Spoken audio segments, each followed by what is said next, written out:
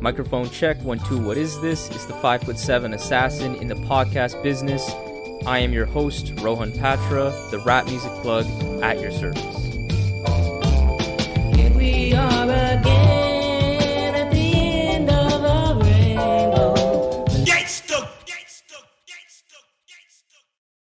When I Told Bessie begins, Elucid and Joy James paint a picture that sparks my mind to explore this idea of what the powerful in this world do to regular people on a daily, making you focus on being productive when your mind, a mind that wants to be creative and follow its passion, is naturally somewhere else, where you're basically just this android of economic production and consumption every single day while your mind is mush, it's deactivated.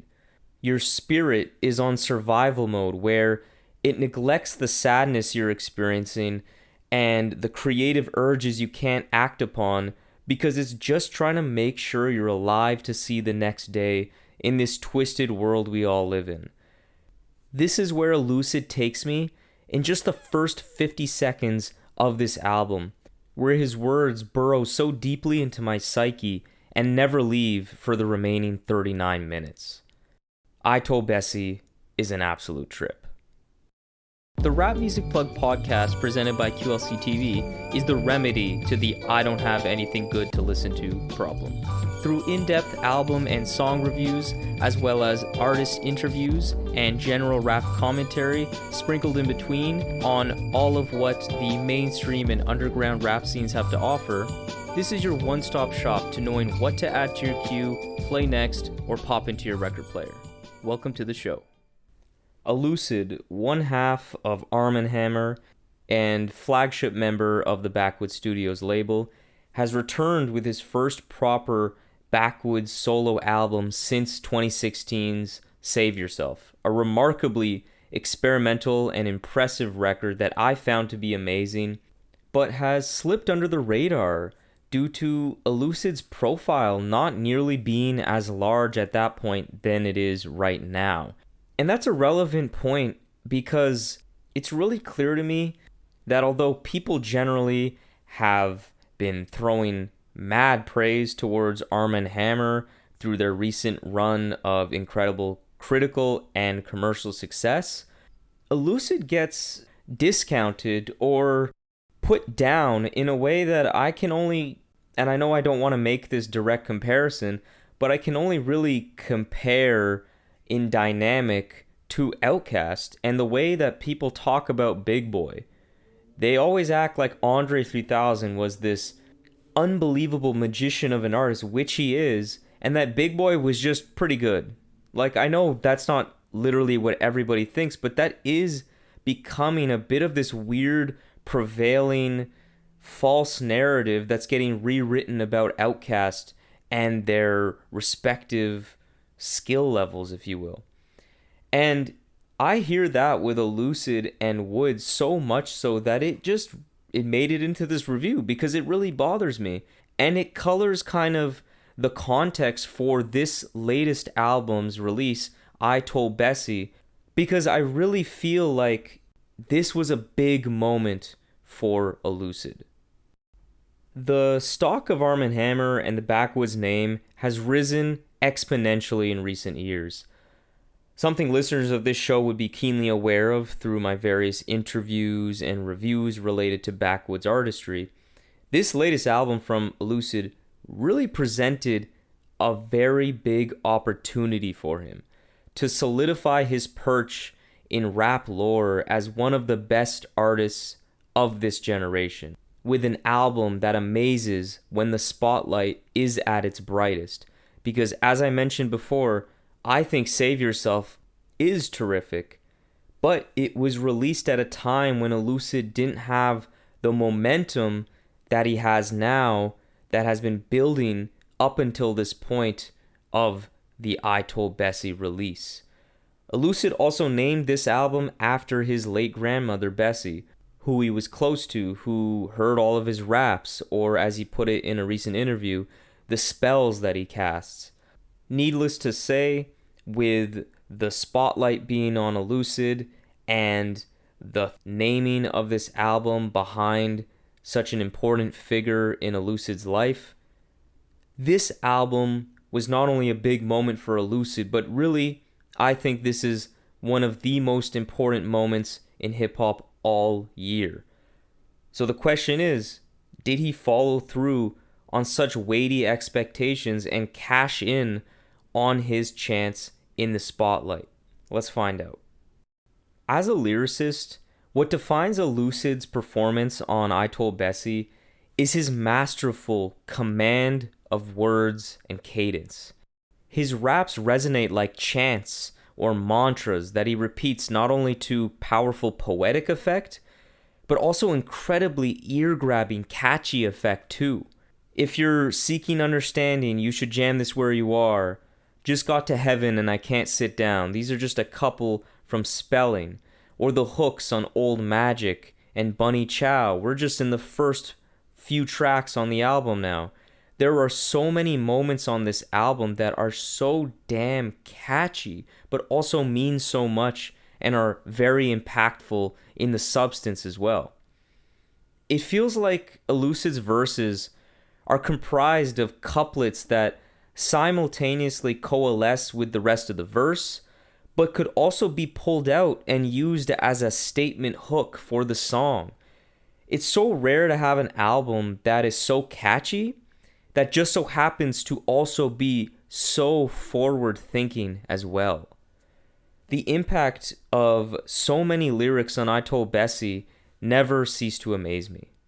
On Impasse, Elucid raps, "There'd be no blues if I was blameless."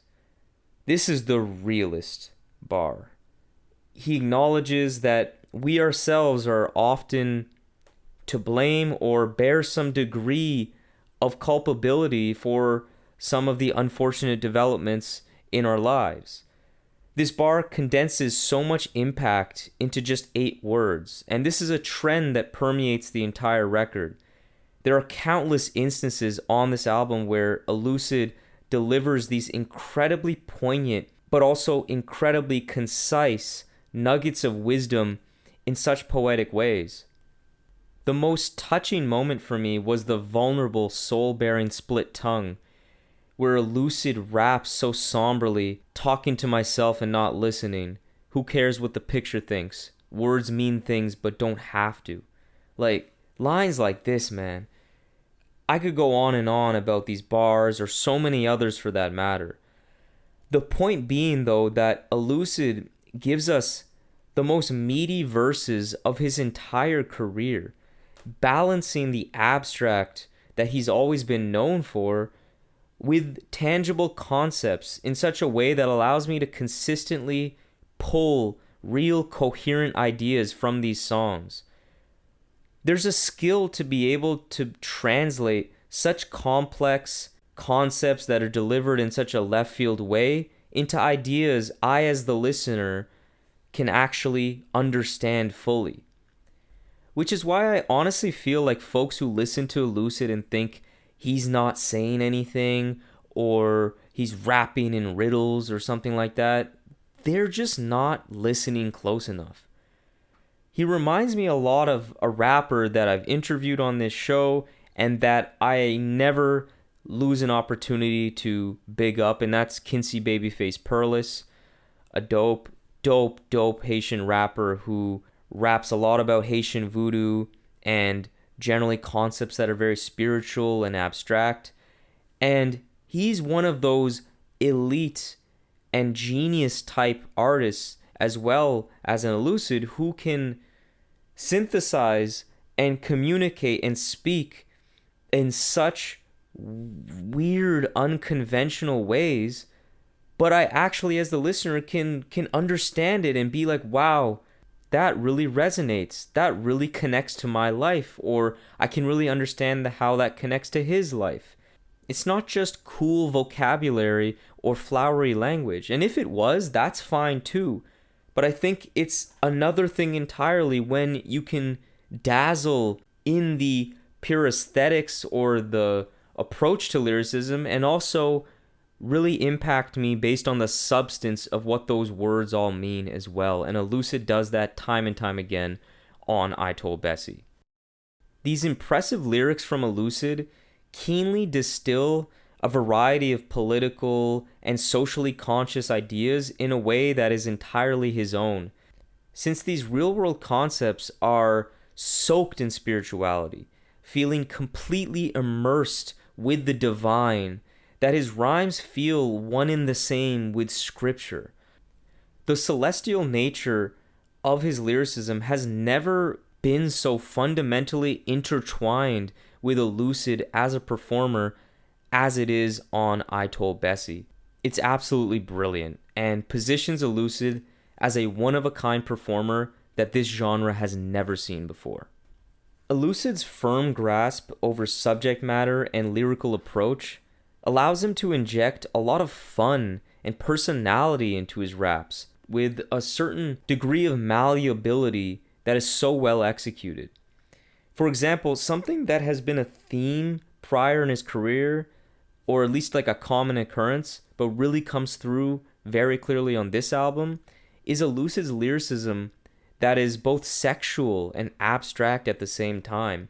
It's very odd, but when you really listen closely to a lot of his verses, both as Armand Hammer and as a solo artist and as a feature, this is very common. It leads to verses like the back half of verse 2 on Smile Lines that sees Elucid depict sexual imagery in such a strange but dope way. It's just weird. The way Elucid touches on sexuality in his music generally is notable because it showcases that if the bars are well written, you can actually be quite vulgar and it can work. And surely more simplistic and blatant vulgarity with sexual topics can work too in music, but it needs to be done with a certain level of self-awareness and genuine humor. That's when artists like $2 Will or Danny Brown come in and do that sort of thing really well. And that's also where an artist like Drake, whose hubris is often taking himself way too seriously, sounds really gross and weird when he gets very overtly vulgar sexually on his latest Honestly Nevermind album, since it lacks that degree of levity and it just comes off very icky. Apart from the amazing lyricism, the style that Elucid brings alongside these rhymes brings I Told Bessie to another level of magic. He found his stride to the most fully realized degree so far in his illustrious career. As I remarked in my review of Haram, a personal classic to me, the one albeit very minor criticism I had for Elucid on that album was that his performance sometimes got too airy and a bit too abstract for my tastes, where I found myself wanting just a bit more punch and immediacy on a couple of those Haram joints. I truly appreciate the slightly more abstract, spaced out aura around Elucid's raps that have been more prevalent in the past couple of years, but I was interested to see if Elucid could marry that kind of vibe with the more immediate punch you in the face energy that we got on albums like Paraffin. And I am pleased to report that he did just that on I Told Bessie and more. I used to think Elucid's best performance was to be found on Paraffin or Save Yourself, but that is no more. The pockets Elucid sinks into on this album just blow me the hell away. They mesmerize in style and confidence, bringing the more grounded, straightforward flow of Paraffin, but now combining it with this magical, spellbound lyricism and sometimes spoken word-esque flow that he has so carefully refined over recent years, which all combine to make I Told Bessie his most powerful display of MCing yet. Bunny Chow is the perfect encapsulation of this concept with Elucid, showing how incredible his timing and cadence is on this album. It's just surreal how Elucid rides these beats, switches up his flows, patterns, his rhymes, and uses his powerful voice to emphasize certain parts of a line to such great effect. All of these things have been great strengths for Elucid historically, but again, as is the main theme of this entire review really, Elucid just hasn't been this goddamn nice with it until now. His flows and energy on this record are just so engaging and impress me to no end. And even when the rapping is sparse, the use of pauses, repetition, negative space in these songs create a beautifully balanced sense of tension throughout the album. This push and pull momentum propels I Told Bessie from beginning to end, where the energy from its anchoring star never seems to get stale because the energy is always masterfully varied in a way that keeps me captivated at all times. It's not always aggressive, or it's not always spaced out and just in the clouds. It finds a perfect balance. Take Guy R. Brewer, for example, where Elucid rides that beat with minimal rapping and really just lets the beat breathe. And I feel he makes this choice because he was just so in tune with what that moment in the album truly needed, which was not a lyric-heavy onslaught to end the album. Instead, what we got, and what I think capped off the album very appropriately, was this calming come down of a song after a very cerebral and spiritually moving previous 37 minutes. Moving now to how I Told Bessie sounds instrumentally, an Elucid album, generally speaking, pushes the boundaries of normal hip-hop convention, whether it's Elucid himself crafting the beats or it's someone else. His ear is typically positioned firmly to the left. But on I Told Bessie, I think his ear for sound went to another level, because the way these instrumentals all play off of one another is just a thing of beauty. The general tone of this album is psychedelic in tone, with a strong but not overpowering rhythm section that gives this album a great sense of groove. But from top to bottom, these beats transport me to many fruitful places, giving me so many musical flavors to choose from. Spelling feels like a triumphant, spiritual, low-key, funky seance. Impasse and Ghoulie are intricately methodical and contemplative. Jumanji and Smile Lines are rowdy and exhilaratingly aggressive.